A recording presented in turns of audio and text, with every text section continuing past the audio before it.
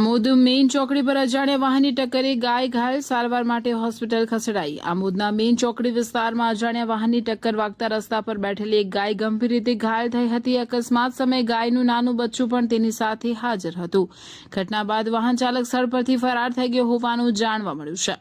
ઘટનાની જાણ થતાં નજીકના એક દુકાનદારે માનવતા દાખવી ઘાયલ ગાયને પ્રાથમિક સારવાર આપી હતી। ત્યારબાદ ગાયના માલિકને જાણ કરવામાં આવતા તેઓ ટેમ્પો લઈને ઘટના સ્થળે પહોંચ્યા હતા। સ્થાનિક નાગરિકોના સહયોગથી ઘાયલ ગાયને ટેમ્પોમાં બેસાડી સારવાર માટે નજીકની પશુ હોસ્પિટલ ખાતે ખસેડવામાં આવી હતી। આ ઘટનાએ ફરી એકવાર રસ્તા ઉપર રઝળતા પશુ અને બેફામ વાહન ચાલકની સમસ્યા સામે પ્રશ્નો ઉભા કર્યા છે।